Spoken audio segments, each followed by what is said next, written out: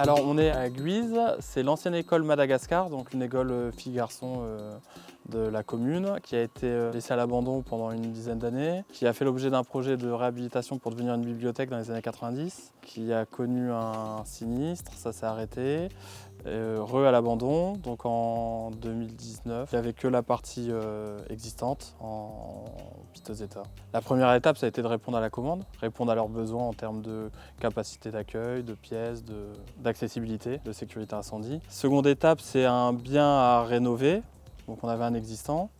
Et troisième étape, en profiter pour faire du projet.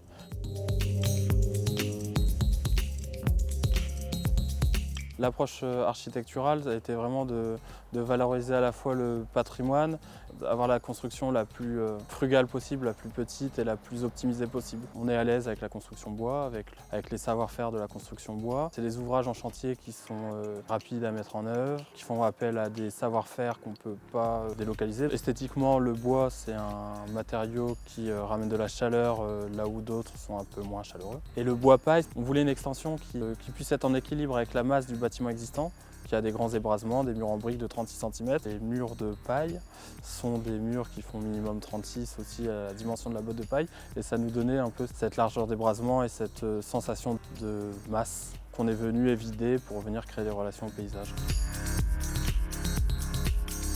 L'approche environnementale est double, elle est à la fois patrimoniale dans la conservation d'un immeuble existant qu'on a souhaité valoriser en conservant tout ce qui a été qualitatif, les murs, les planchers, la charpente, partition intérieure. On a également essayé de soigner les espaces extérieurs en maximisant la part de végétal et en ouvrant notre extension et notre projet sur son cadre paysager, proche et lointain. Nous, on s'est appuyé sur Active Paille à Saint-Quentin et on s'est appuyé sur la menuiserie traditionnelle à proximité d'Amiens qui nous a fabriqué tous les châssis un peu bois patrimoniaux.